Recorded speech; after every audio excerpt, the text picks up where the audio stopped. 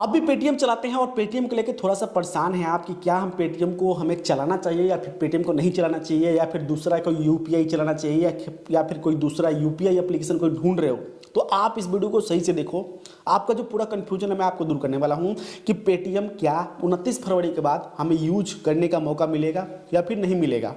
ठीक है, क्योंकि दोस्तों यहाँ पे जो पेटीएम है ना, पेटीएम के जैसा मुझे एप्लीकेशन कहीं नहीं लगा है, समझ गए। तो पेटीएम बता दूं कि पहला कंफ्यूजन कि पेटीएम जो है जल्दी बंद नहीं होगा। पेटीएम में कुछ चेंजेस होने वाले हैं, वो आपको होने वाले हैं। जैसे कि पेटीएम पेमेंट बैंक को लेके और वॉलेट को लेके 29 फरवरी तक था कि वो आपका पूरा उसमें आप लेन देन पूरा बंद कर दोगे, लेकिन इसका जो टाइमिंग है थोड़ा बढ़ा दिया है आरबीआई ने, लेकिन डेट यहाँ पे सामने नहीं आया है। हो सकता है 29 फरवरी का थोड़ा टाइम इनको मिल चुका है, वो आपको अपडेट देने वाला हूं कि क्या हम इससे यूपीआई से पैसे का लेन देन कर सकते हैं।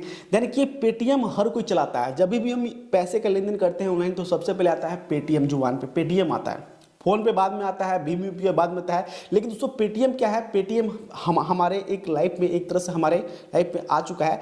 और ये पेटीएम दोस्तों इसमें बहुत सारे फीचर हैं जो कि कहीं और आपको नहीं मिलने वाले हैं। आपको इस वीडियो में सही से बताने वाला हूँ कि 29 फरवरी के बाद आप बेबिंदास पूरा ऑल टाइम के लिए इसे इस्तेमाल कर सकते हो।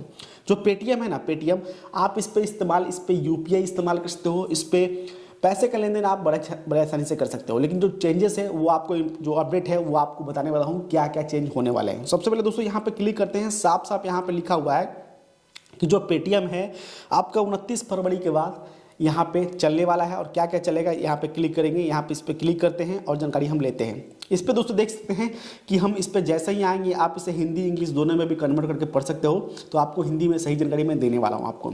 तो यहाँ पे देख सकते हैं कि यहाँ पे इन्होंने साफ साफ लिखा हुआ है कि इनका जो फीचर है रिचार्ज और बिल पेमेंट का वो कंटिन्यू रहेगा, ये कंटिन्यू रहेगा बिल्कुल। दूसरा है कि आप इस पे मूवी टिकट, कुछ भी टिकट बुक करते हो वो भी आपका बिल्कुल कंटिन्यू होगा। फ्लाइट टिकट बुक करते हो, ट्रेन का टिकट बुक करते हो, वो सब।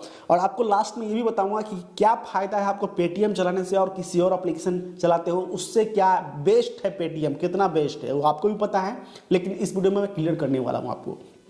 ठीक है, मैं जो मुझे पर्सनली सही लगा है वो आपको बताने वाला हूँ। देखिए कि यहाँ पे देख सकते हैं कि पेटीएम जो ये है कि ये जो पेटीएम का जो यहाँ पे देख सकते हैं पेटीएम क्यूआर कोड है, साउंड बॉक्स है, वो भी कंटिन्यू रहेगा। ठीक है, मर्चेंट का। लेकिन जो यहाँ पे जो बैंक लिंक है, जैसे कि पेमेंट बैंक है, उसको आप चेंज करके किसी और बैंक को लिंक कर सकते हो। आप समझ गए, उसको आप चेंज करके या किसी और बैंक को लिंक कर सकते हो, तो आप इस पर बड़े आसानी चला सकते हो। ठीक है, उसके बाद दोस्तों यहाँ पे देखते हैं आई कंटिन्यू वॉलेट, देखते हैं I continue use payment bank wallet. यहाँ पे आप इस पे कंटिन्यू पेमेंट बैंक वॉलेट, इस पे आप डिपॉजिट कर सकते हो इसका। यहाँ पे 25 मार्च, यहाँ पे देखते हैं यहाँ पे 25 मार्च तक आप इस पे इसका जो भी हो इसका लेन देन आप कर लेना। अगर मान लीजिए कि आप भूल गए, ठीक है, तो आपको जो पैसा है ना वो आपका रिफंड आ जाएगा। ये वॉलेट के लिए और पेमेंट बैंक के लिए है। ठीक है, सिर्फ ये जो न्यूज आया था वॉलेट के लिए और पेमेंट बैंक के लिए सिर्फ आया था, समझ गए। बाकी यहाँ पे देख सकते हैं कि यहाँ पे इन्होंने कहा है कि देखते हैं यहाँ पे जो इनके कार्ड है तो वो सब 15 मार्च के बाद जो इनको पेमेंट बैंक से जो रिलेटेड है वो बंद होंगे। बाकी जो इसके जो एप्लीकेशन आपको सही से मैं क्लियर कर दूँ, यहाँ पे देख सकते हैं जैसे कि देखिए ये क्या है कि ये देख सकते हैं यहाँ पे लिखा हुआ है power by Paytm payment bank, powered by Paytm payment bank. लेकिन दोस्तों इसमें क्या है कि यहाँ पे जब हम इस पे लॉगिन करते हैं तो यहाँ पे क्या होता है, जैसे कि फ़ोन पे चलाते हो, आप फ़ोन पे चलाते हो तो फ़ोन पे में क्या है हम किसी बैंक को लिंक कर सकते हैं। उसी तरह दोस्तों इस पे भी आप किसी भी बैंक को लिंक करके आप दोस्तों पेटीएम चला सकते हो, समझ गए। बस खाली आपको पेमेंट बैंक से जो भी रिलेटेड है, जैसे कि फास्टैग है, वॉलेट है, ठीक है, ये सब दोस्तों हट जाने वाले हैं। और यहाँ पे दोस्तों जैसे कि किसी भी क्यूआर बैंक को लिंक करते हो तो उसका अलग आ जाता है, समझ गए। तो उसको लिंक करके आप इस पे यूपीआई से पैसे का लेन देन आप कर सकते हो, समझ गए। उसके बाद दोस्तों आप इस पर रिचार्ज कर सकते हो, डिश टीवी बिल पेमेंट, ये सब चीज़ें आप बिल्कुल कर सकते हो, मूवी टिकट ये सब बुक कर सकते हो। अब बाकी इस पर लोन का फीचर है, लोन भी आप इस पर ले सकते हो, लोन का रीपेमेंट भी कर सकते हो।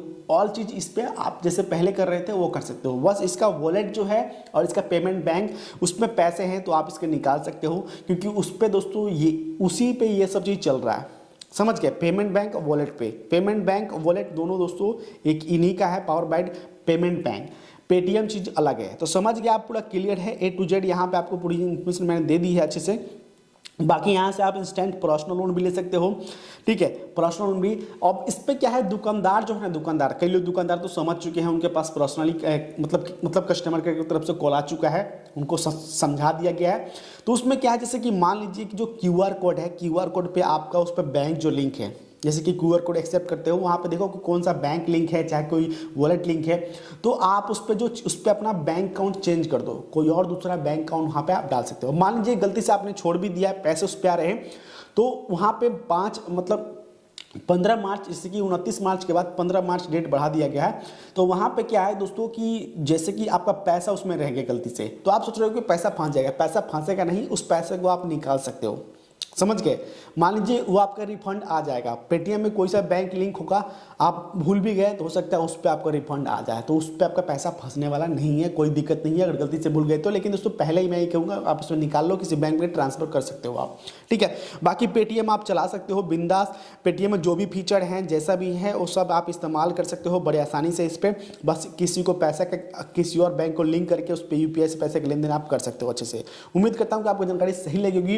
इस वीडियो में कोई आप कन्फ्यूजन है, किस चीज़ के बारे में जानना है और, तो मुझे कमेंट जरूर कीजिएगा। बाकी इस पे लोन ले सकते हो, रीपेमेंट कर सकते हो, ठीक है, ये सब चीज़ आप क्रेडिट कार्ड ले सकते हो, बहुत सारी चीज़ें जो क्रेडिट कार्ड यहाँ पे मिल रहे हैं, क्रेडिट कार्ड ले सकते हो, इंश्योरेंस पे इसका जितना भी बिल पेमेंट है सब बिल पेमेंट कर सकते हो। अब दोस्तों बता दूं कि एक चीज़ और, कि जैसे कि आप फ़ोन पे चलाते हो, फ़ोन पे, तो अब दोस्तों देखना कि यहाँ पे मान लीजिए कि यहाँ से टिकट कोई बुक करते हो, कोई टिकट बुक करते हो, तो आप दोस्तों कहीं भी जाना, फ़ोन पे में जाना, तो फ़ोन पे में जैसे ही क्लिक करोगे तो वो क्या करेगा, दूसरा किसी थर्ड पार्टी को वो एप्लीकेशन वहाँ पे, देखिए फ़ोन पे का मैं किसी को वो नहीं कर रहा हूँ, इसमें फ़ोन पे में और किसी भी एप्लीकेशन में कंपेयर कर रहा हूँ, जो कंपेयर वो मैं कर रहा हूँ कंपेयर।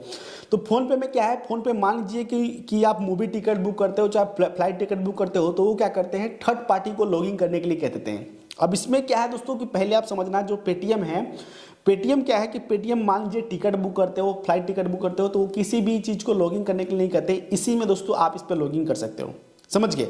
अब दोस्तों क्या होगा कि मान लीजिए कि उसमें जाकर बुक करोगे, जैसे कि मान लीजिए कि थर्ड पार्टी को, अब इसमें कन्फ्यूजन क्या होगा, मान लीजिए कि हम ट्रेन का टिकट बुक करते हैं, ट्रेन का टिकट, जैसे कि ट्रेन का टिकट, फ्लाइट का टिकट इस पर बुक करते हो नॉर्मली, ट्रेन का टिकट के लिए इस पर क्या चाहिए आपको, जो IRCTC का ऑफिशियल आईडी चाहिए। लेकिन दोस्तों उसमें क्या होगा, फ़ोन पे में आप भी एक बार आजमा के देख लेना, फ़ोन पे में जैसे ही ट्रेन का टिकट आप क्लिक करोगे तो उस पर किसी और को लॉगिन करने के लिए कहेगा, फिर उसके बाद IRCTC आपको जो आईडी है वो डालना पड़ेगा, समझ गए। इसमें क्या है कि बस यहाँ से आप दोस्तों अपना टिकट बुक करो, IRCTC का आईडी डालो, आपका हो जाएगा।